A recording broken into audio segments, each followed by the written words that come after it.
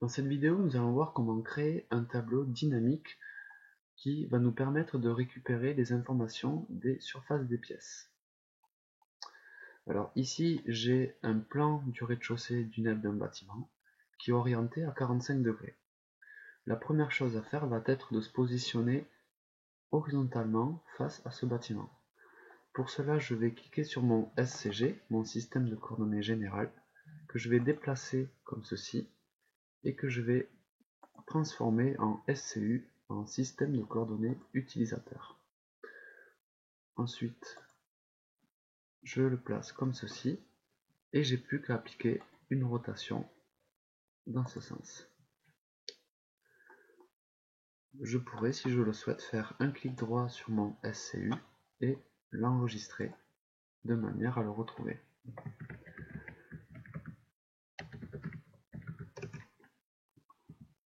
Voilà. Alors, nous allons nous intéresser à la partie inférieure de notre bâtiment. Le but va être de créer des polylignes dans chaque pièce et de créer un tableau récupérant les informations de ces surfaces de pièces. Alors ici j'ai des portes qui risquent de me gêner, donc je vais temporairement cacher ce calque. Pour cela je vais utiliser la commande geler ici. Je clique et je clique sur mes portes. Voilà. Ensuite ici j'ai des ouvertures qui risquent de me gêner pour créer mes polylignes. Donc je vais créer une ligne pour fermer ces ouvertures.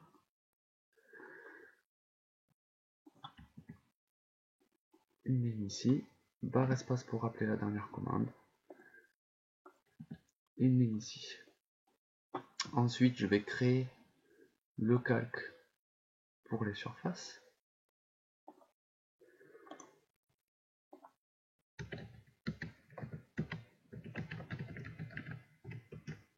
Et ce calque sera de couleur bleue.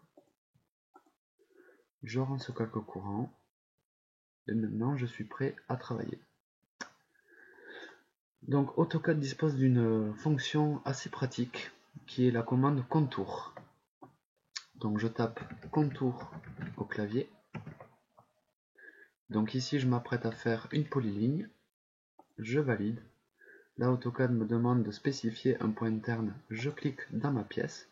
On peut voir l'aperçu de ma polyligne en bleu. Je valide avec barre espace.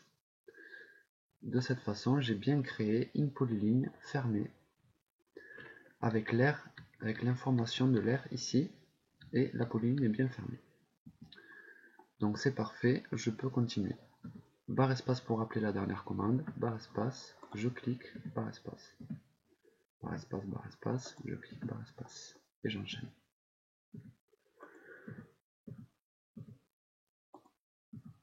Voilà.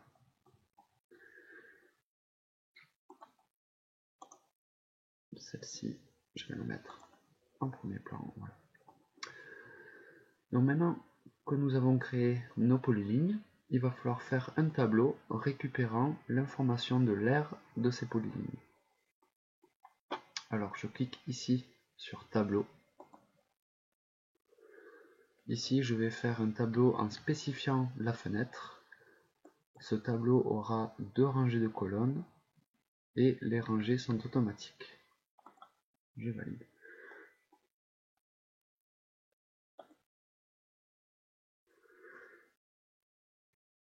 Alors, il est un peu grand ce tableau.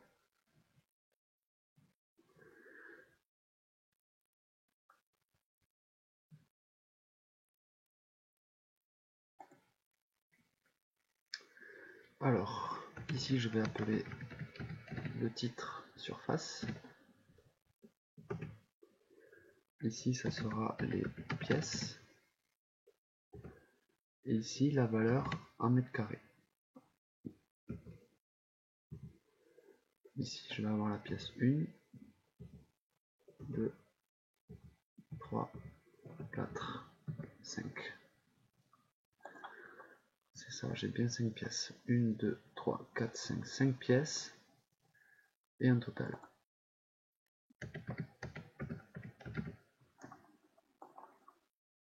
OK. Donc ce tableau est un petit peu grand. Je vais le réduire grâce à la commande Mokoro que nous avons vue dans la vidéo précédente.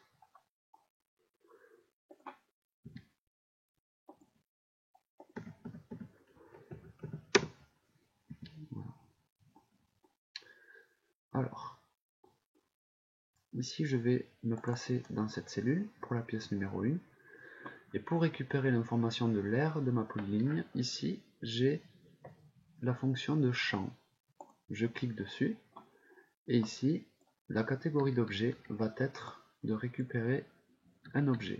Donc je clique sur objet et ensuite je clique sur sélectionner l'objet. Et là j'ai plus qu'à pointer ma polyligne. Ici il m'affiche l'aperçu. Je veux récupérer l'aire, donc ici je sélectionne R et la précision sera 2 chiffres après la virgule. Je valide. Et voilà, j'ai 34 mètres carrés. Je continue dans la cellule pour la pièce numéro 2. Champ, sélectionner l'objet et je clique ma polyligne. Je valide. Et j'enchaîne. La pièce numéro 3. Je valide. J'enchaîne. Pièce numéro 4. Sélectionner l'objet.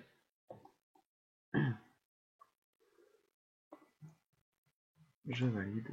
Et la dernière pièce. Champ. Sélectionner l'objet. Et ma pièce est ici. Je valide.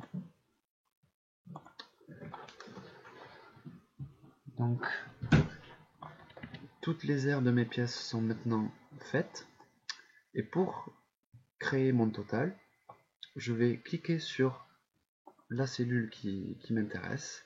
Donc je fais simplement un seul clic. Je me rends ici dans Insertion, Formule, Somme. Et j'encadre la somme des objets que je souhaite avoir. Ici, il m'indique la somme de B3 en B7. Je valide avec la touche Entrée. Et voilà. Je peux fermer l'éditeur de texte. Maintenant, pour nous assurer que ce tableau est bien dynamique, on va voir si, en déplaçant une cloison, si mon tableau se met bien à jour. Donc pour faire ça, je vais utiliser la commande étirer. Alors avant de faire ça, je vais supprimer les lignes qui m'ont servi à fermer les ouvertures.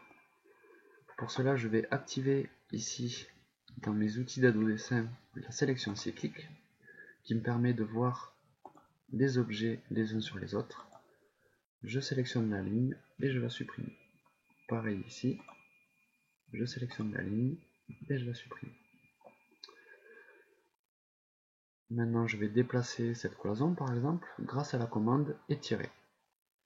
Je clique sur la commande, je sélectionne les objets à étirer, je valide, F8 pour activer le mode ortho, je clique ici le point d'insertion et je vais déplacer mes objets de 1,50 m. 1.5, entrée. Donc ma cloison a bien été déplacée, cependant mon tableau n'a pas été mis à jour. Pour le mettre à jour, je dois tout simplement faire une régénération. Donc je tape régène, entrée. Et là vous avez vu, mon tableau a bien été mis à jour. Merci.